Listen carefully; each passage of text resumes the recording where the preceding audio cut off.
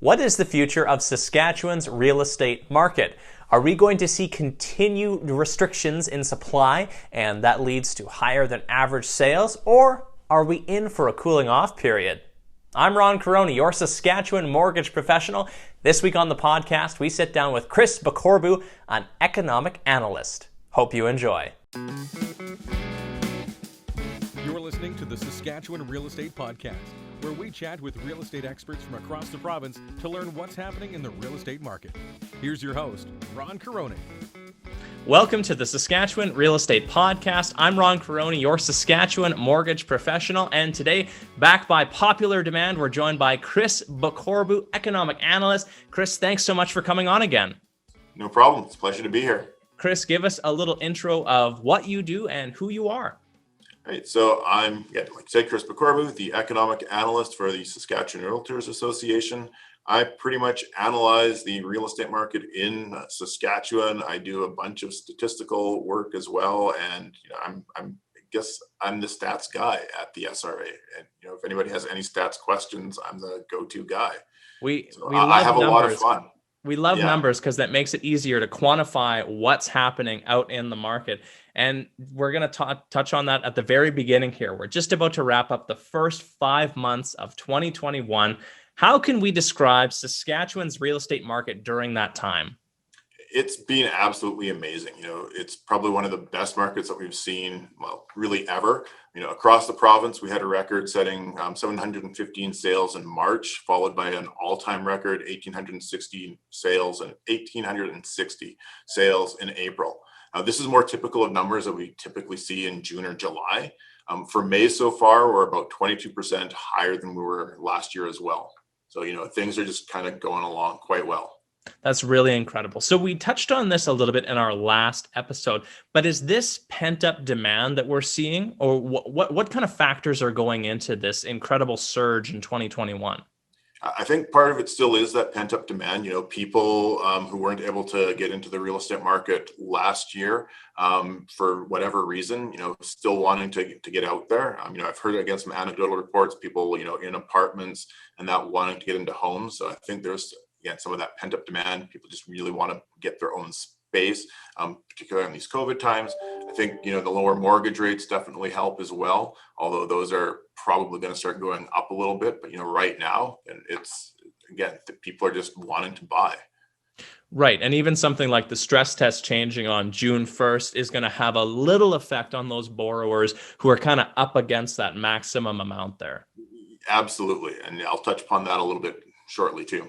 Fantastic. So are there any communities that had significant increases during this time?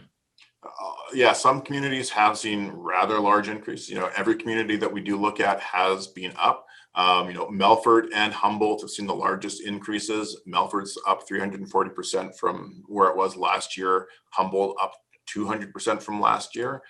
Melville is up about 47%. So it's probably the slowest growing community that we've tracked so far. But again, things are just kind of going really strong.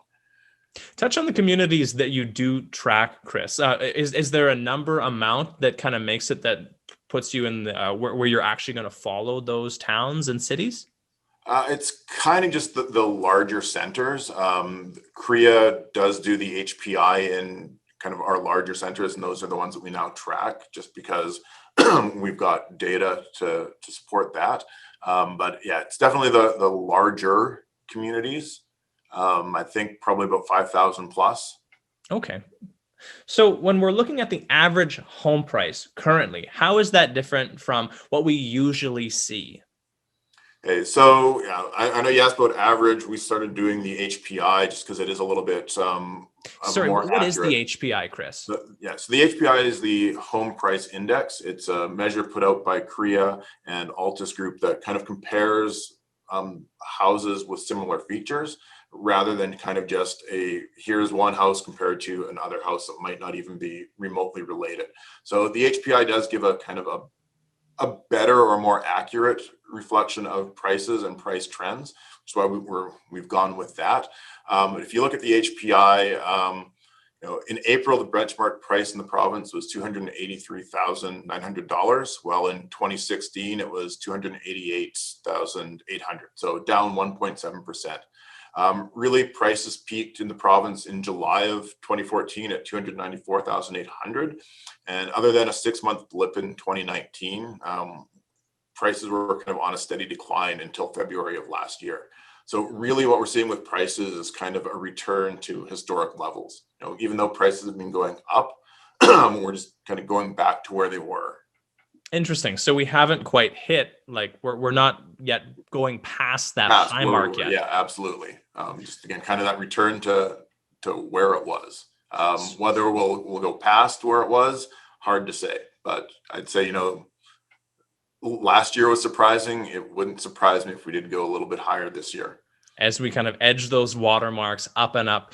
So I think that kind of ties into a question, but I'll get to it now. When we're talking about supply and demand and the loosening and maybe tightening of some of that supply, what are we seeing right now with that? Because that kind of ties into this price question. If there's more supply out there, prices are going to come down. If the supply is tight, prices are probably going to go up.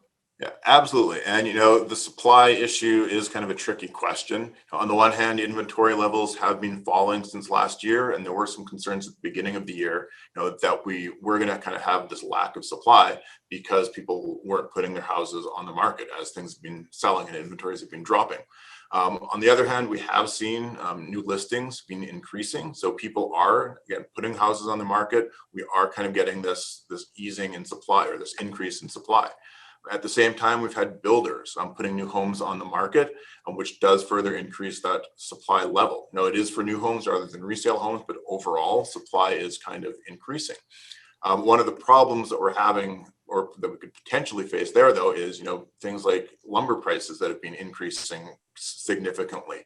So as those prices go up, builders might find it much harder to actually complete projects or even start projects. So we might not have that ease in demand a little bit, just because of kind of the inability to build something and put it on the market. So, again, declining inventories, yes, which kind of puts a constraint on supply. Potential of no new houses, or fewer new houses being put on the market, diminishing supply, yes. But at the same time, we're seeing people still putting houses on the market. So there is that kind of easing of supply. It really does depend on kind of, I guess, the market that you're looking at, as well as people's general motivations.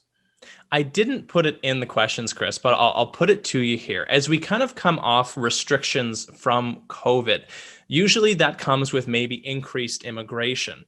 Now, is that also going to put a little peak upwards on prices here? Because over the last, year and 4 months, people have not been coming to Saskatchewan through migration out of country. Is that going to factor in as we kind of move through this next few stages of the post-pandemic? Absolutely. Immigration is also kind of a little tricky issue. Generally when immigrants first arrive anywhere, they don't end up buying houses, they end up renting houses. But over time, they end up kind of being demanders of property. And I'd say even, when they are here and demanding rental units, there's still kind of increasing demand. There is still that need to supply housing. So, landlords will end up buying houses or whatever to meet that rental demand. So yeah, I think as immigration levels kind of return back to normal, and I do know that the federal government has planned to actually increase immigration numbers from their previous target to kind of make up for what was lost last year, we're probably are going to see in kind of I'd say probably the more medium to longer term, an increase in demand for housing from immigration. Do you folks track any rental numbers in the province, or strictly buying and selling? We only do buying and selling. CMHC does more of the rental stuff. Okay. So just getting back to the list of questions here. Right. So how many homes are currently on the market, and how is that different from the average? Okay, so for this one, again, because we're kind of I guess a little closer to the end of the month, I went with two sets of numbers. So at the end of April, we had 7,282 active listings, which was down about 20% from the 5-year average. So far in May, we've had or I guess we are at 7,590, so almost 7,600 listings. That's down a little more than 22% compared to the 5-year average. And I do think that part of this is tied into that whole supply issue that we kind of talked about already. As there's less supply, there's less, I guess, houses on the market. So I asked you this last time, and you did a really good job forecasting what was to come. You predicted continued growth in 2021, and you just talked about how we're seeing a shortage of supply, around 20%. So does that mean that as we continue into the summer season, that we're going to continue to see a hot real estate market? And what other factors go into that other than just supply? Yeah, so I think we probably are still going to see a hot market, as it were, probably not as hot as it has been just because of that reduced supply. Another kind of issue that we are facing is the new mortgage regulations coming into effect on the first, like you said. I think those are going to kind of cause the market to take a bit of a hit. When similar changes were introduced in 2018, we did see a spike in sales right before the new rules came into effect. And then right after, we saw about a 7% drop in sales. I know the new mortgage rules are kind of intended to help to reduce the price appreciation that we've seen, but the previous rules only led to about a 1% price decline. So there is kind of that idea that, yes, this will impact demand, but it's not really going to have that great of an impact on prices. So now, again, I don't really anticipate as big of a spike in sales this time, since the new regulations were announced about 12 days ago, or I think they had about 12 days to go in effect, whereas I think the previous ones had about a month or so. But I do expect, again, we are going to see that drop in sales. With the newer regulations, people won't be able to secure as much financing as they were in the past. And given where prices are, there might not be as many potential buyers. Now, one of, I guess, the upsides, or I guess caveats to that, potential buyers are still going to qualify for a mortgage. They'll qualify at a lower amount, of course, but they could opt to buy a lower priced house. That said, as more people continue to be immunized and we're able to get back to normal, as it were, people are more confident about the economy and about the future. And we've definitely seen that already, kind of going forward, especially with May long. We're still seeing activity that's way above where it has been in the past, and I expect that to kind of continue going forward. Again, probably not as strong as previously, but still fairly strong, and probably much stronger than it has been the past few years. So still really good news if you're looking to sell your home, that there's probably still good opportunity here. Absolutely. Fantastic. So Chris, I want to just kind of throw one at you here, just as something that's come to my mind. So during the pandemic, people wanted to get into houses because you were more, stuck at home. As we kind of hit post-pandemic era, will we see a shift back to condos as people are able to go out more and have a little bit more freedom? Just on a personal kind of opinion based, will we see a little uptick in the condo market as we kind of come out of the pandemic? That is a good question. I really don't know. I guess my gut is saying, there's so many factors that play into it, I guess. But I guess my gut would be, again, that people are probably going to be wanting homes more, just because it is their own sense of space. I think kind of what the pandemic has shown us is that we do like to have our own space. Yes, we like the community, we like interacting with others, but I think there is still kind of that I need to have my own space that is isolated from other people in some way. A condo might not allow that. An apartment definitely doesn't allow that. So again, gut, absolutely, kind of move more towards a single family. But again, there are going to be people who do want to live in a condo, want to live in an apartment. In some cases, that might be by choice. Sometimes it might be out of economic necessity. Really great point. I really appreciate your opinion on that. Before we wrap up everything, Chris, is there anything else you'd like to add on the topic of Saskatchewan real estate and kind of where we're going? Yeah. So one of the kind of big stories or ideas that's been floating around since the pandemic started is that people are going to be moving to these smaller communities because prices are generally lower in those places. And, with people being able to work from home, there's kind of that idea, well, I'll be able to work from anywhere. Anyways, I can live in a much smaller community.